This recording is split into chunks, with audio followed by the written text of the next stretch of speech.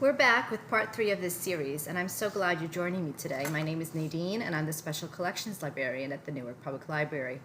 In part 1 of this series, an overview and history of the library's collection was covered, and in part 2, we discussed some of the artists and examples of their works. Both of these are available for viewing at any time on the library's YouTube or Facebook pages. In this presentation, we will learn about the DIVEDCO posters and noteworthy donations of prints which allowed us to develop such an incredible collection. The library has also collected a selection of Puerto Rico's DIVEDCO posters. Puerto Rico's first democratically elected governor, Luis Muñoz Marin, established the Division of Community Education, DIVEDCO, in 1949. DIVEDCO brought together prominent local artists, authors, composers, and filmmakers to produce films, fine posters, and booklets to educate rural populations about health, public safety, democracy, literacy, and civic participation. The posters are DIVEDCO's most widely recognized and valued products, and they are prized commodities among collectors of Puerto Rican, Caribbean, and Latin American art. Many well-known Puerto Rican artists participated in DIVEDCO and later came to have extraordinary careers in the arts. These posters were widely displayed throughout the island and reflect key trends in the social history of Puerto Rico for nearly 50 years. Now, let's take a look at some of these posters. Many of the artists you learned about in part 2 of this series created many posters for DIVEDCO. This is a poster Carlos Raquel Rivera designed for a documentary produced in 1955. The film explores a boy's enchantment with a folklore celebration of the patron saint of the village of Loíza, Puerto Rico. The film demonstrates the intermingling of the African and Spanish cultures of Puerto Rico. Note the inclusion of the colorful masks in this poster. This poster by Lorenzo Omar is the only one by DIVEDCO that was specifically designed to promote one of the Libros para el Pueblo, Books for the People, a collection of more than 40 educational booklets that were distributed free of charge throughout the island over a 30-year period beginning in 1949.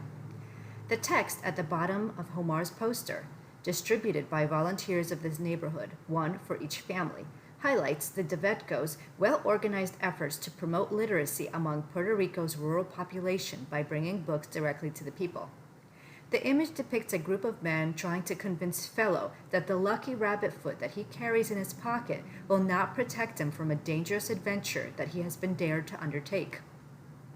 In the end, Fellow's headstrong reliance on the protective powers of his lucky charm leads to his death.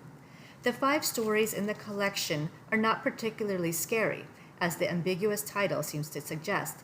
Instead, they all reflect a theme that was repeated in many DIVEDCO films and texts, that the rural population's fear of change and the unknown had led to pervasive local superstitions that were major impediments to the nation's progress. In the foreground of this poster, you can see the image Lorenzo Omar created of a Mexican man from behind. He's wearing a straw hat and white clothing and sandals. This film was originally filmed in Mexico under the title Forgotten Village and was later adapted by the Community Education Division for Puerto Rico. Its director was Jack Delano. Its theme is the struggle that develops between the ignorant and superstitious interpretation of a problem and the scientific and true solution of it. This film was produced in 1952 to educate the community about medical care. The story revolves around the sickness of Doña Julia's daughter, Maria.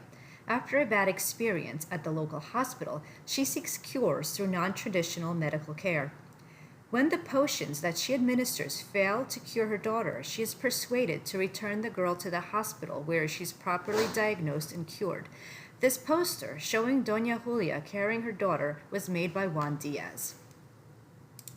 This short film was produced in 1956, and Tuffino's image shows the seated figure of the Santero, Don Zuelo Hajigas y Sotomayor, painting one of his popular art carvings.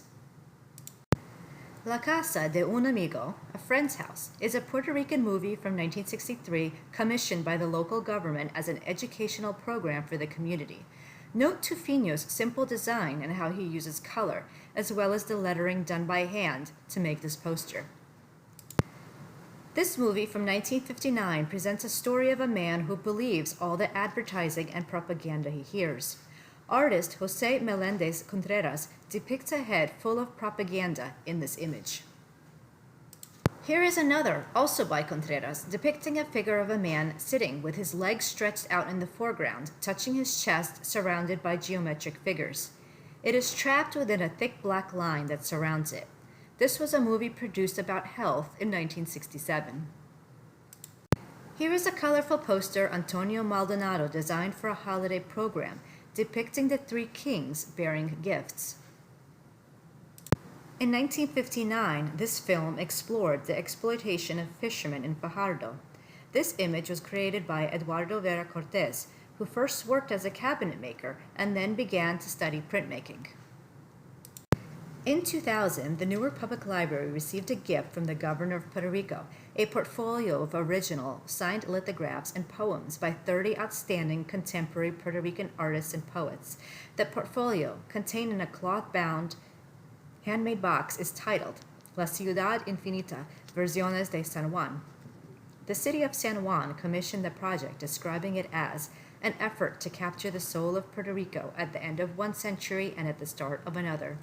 A limited edition of 300 portfolios were commissioned. Only 100 of them were made available to museums, libraries, and cultural institutions. The portfolio includes works by Rafael Tuffino and Antonio Maldonado, who worked to create a portfolio that captured the soul of Puerto Rico. In 1999, the San Juan 2000 Committee commissioned artists and poets to contribute to the endeavor. The work was distributed to libraries and museums throughout the world, and the Newark Public Library heard about the project and requested a copy. Gratefully, the Newark Public Library received one because of its long interest in the history, culture, arts, and humanities of the wider Latino community and our Puerto Rican heritage in particular. Here is a lithograph by Roberto Moya called Balcon, created in pastel colors, depicting a seated figure on a balcony with a streetscape in the background. And here is another lithograph from the portfolio by Carmelo Sobrino titled Autopista 6 p.m. In addition to La Ciudad Infinita, the Special Collections Division has been the recipient of other important gifts of Puerto Rican prints. Martha Allen, Director of Library Outreach Programs for the New Jersey Committee for the Humanities during the 1980s, recognized the value of the library's holdings and chose to gift her and her husband's substantial collection of Puerto Rican prints to the Special Collections Division in 1993. This generous donation included 138 original signed pieces, 4 portfolios, and a selection of books and other printed materials. This is how we managed to acquire so many works by Lorenzo Omar. Our collection also includes works by Latino artists with close New Jersey associations. For example, we own prints by Hugo Javier Bastidas, who is a faculty member at New Jersey City University, and by Gloria Rodriguez, whose print, Ex Voto, is embossed with many colors. From time to time, some of the prints are exhibited as part of our annual Latino celebrations in the fall. In 1994, we organized an exhibit of Lorenzo Omar's works, and a small catalog was produced. I'd like to take a minute to extend our gratitude to some individuals whose incredible generosity has enabled us to continue to augment our collection. Dr. Alejandro Enreyos and Deborah Blehart, Martha Allen, and William J. Dane. The Newark Public Library also owns a series of portfolios called Cuadernos de Poezia, which include poems and woodcuts throughout. Here is a volume of the poetry of Lorez Torres, illustrated by Lorenzo Omar, published by the Institute of Puerto Rican Culture in 1975. This special edition was limited to 2,000 copies and was given to the library by Martha Allen. Here is a woodcut illustration by Omar to accompany a poem called Canción de las Antillas. Thank you for watching. This recording and the previous parts will always be available for viewing on the Newark Public Library's YouTube and Facebook pages at any time. All of the Puerto Rican prints in our collection have been cataloged but not digitized. Researchers are welcome to make appointments if they need to consult the collection by sending an email to specialcollections@npl.org. Thank you very much.